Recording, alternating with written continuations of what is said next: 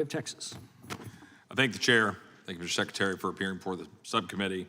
You mentioned the state of Florida in the context of, I think you characterized it as not being willing to work with HHS. On March 29th, 2023, a Florida grand jury released a report detailing the impact of the UAC influx at the southern border. The grand jury made some of the following conclusions of the Office of Refugee Resettlement, the component agency within HHS entrusted to you, Mr. Secretary. Excerpt, quote, "A disturbing pattern has emerged whereby the same sponsor applies to receive multiple UACs, sometimes at the same address, sometimes at a different one. Some individual sponsors apply to receive more than one child at more than one address simultaneously. One address in Texas had 44 children sent to it. Another had 25. One sponsor in Bonita Springs, Florida had multiple children sent to multiple addresses, and he applied using different versions of his hyphenated surname. One address in Austin, Texas, a town which I represent, had more than 100 UAC released to a single family dwelling." Mr. Secretary, is this remotely consistent with the claims by your department that you're doing everything in your power to ensure child security? Congressman, thank you for the question. All potential sponsors, anyone who wishes to apply to sponsor a child, must undergo extensive vetting process that follows child welfare best practices. We use a variety of tools. We try to monitor as best we can. And recently, through the foundational rule, we have established an even more extensive process for vetting as well. Do you believe that the HHS foundational rule from April 30th of 2024 is consistent with what you just said in terms of background checks? Is it sufficient? The foundational rule is what we've built to try to give us a better way to not only care for kids, but also make sure. Does it require full public records background checks? I'm sorry? Does it require full public records background checks and FBI national criminal history checks? As I said, we follow child welfare best practices when it comes to— Yes or no, though? Do you do the full criminal history checks for the potential sponsors of these children? Well, yes, we follow best practices. Right, the answer is no.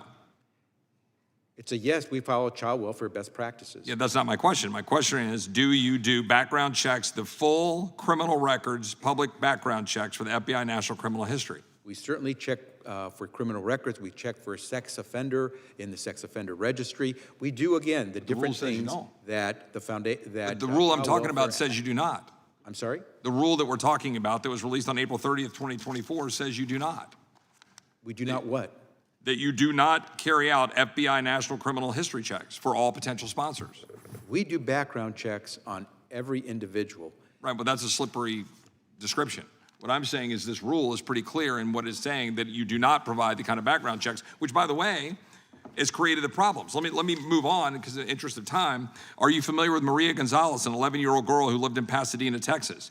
In August 2023, Ms. Gonzalez was allegedly raped and murdered by Juan Carlos Garcia Rodriguez, a Guatemalan national who appealed at the southern border as a UAC in January of 2023 and was 17 years old. A month later, HHS released Garcia Rodriguez to a sponsor with a criminal history and who previously had 2 other UACs in his care, failed to enroll them in school as required by HHS. How about the situation with respect to another individual, Kayla Hamilton? Are you familiar with Walter Javier Martinez? Martinez was a 17-year-old from El Salvador who appeared at the border as a UAC in March of 2022. Months later, in July 22, he raped and murdered Kayla Hamilton, a 20-year-old woman in Maryland. After Martinez's release from the border and before Mrs. Hamilton's tragic death, HHS released him to a sponsor in May of 2022. Despite Martinez having gang tattoos and an arrest record for illicit association with MS-13. Mr. Secretary, how can you credibly claim that HHS is working to protect these children? And by the way, children we're talking about in the order of magnitude of 400 and something thousand children, which you are dismissing that they are lost. Let me ask you a very specific question, Mr. Secretary. Can you account for the whereabouts of those 400 and something thousand children?